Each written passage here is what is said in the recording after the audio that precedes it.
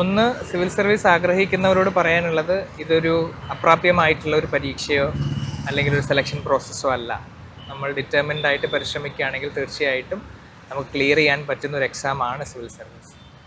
രണ്ട്, സിവിൽ സർവീസിലേക്ക് വരുന്ന എല്ലാവരോടും ഞാൻ പലപ്പോഴും പറയാറുള്ളതാണ്, നിങ്ങൾ എന്തുകൊണ്ട് ഈ പരീക്ഷ എഴുതുന്നു അല്ലെങ്കിൽ എന്തുകൊണ്ട് ഈ ജോലി നിങ്ങൾ തിരഞ്ഞെടുക്കുന്നു എന്നുള്ളതിനെപ്പറ്റി ഓരോരുത്തർക്കും ഒരു ധാരണയുണ്ടാകും. അത് പലർക്കും പല കാരണങ്ങളായിരിക്കാം. പക്ഷേ ആ ഒരു കാരണം, ആ ഒരു വ്യക്തത നമുക്കെപ്പോഴും വേണം. കാരണം അതാണ് പിന്നീട് ജോലിയിലും നമ്മളെ ഡ്രൈവ് ചെയ്യാൻ പോകുന്ന ഫോഴ്സ് എന്ന് പറയുന്നത്.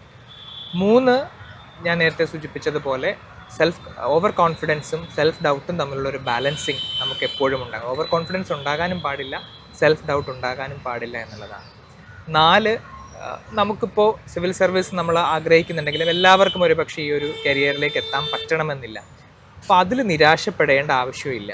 എല്ലാവരോടും ഞാൻ പറയാറുണ്ട്, സിവിൽ സർവീസ് പ്രിപ്പറേഷൻ ഇറങ്ങുമ്പോൾ തന്നെ നമുക്കെപ്പോഴും ഒരു പ്ലാൻ ബിയും ഉണ്ടാകണം. അതായത് സിവിൽ സർവീസ് അല്ലെങ്കിൽ നമ്മൾ എങ്ങനെ നമ്മുടെ നാടിനും രാജ്യത്തിനും വേണ്ടി കോൺട്രിബ്യൂട്ട് ചെയ്യാൻ പറ്റും എന്നുള്ള ഒരു പ്ലാൻ ബി നമ്മുടെ എല്ലാ കുട്ടികൾക്കും ഉണ്ടാകണം. ഒരിക്കലും നമ്മൾ സിവിൽ സർവീസ് ഒരു അവസാനത്തെ വാക്കല്ല നമ്മുടെ കോൺട്രിബ്യൂഷന് വേണ്ടിയിട്ടുള്ള.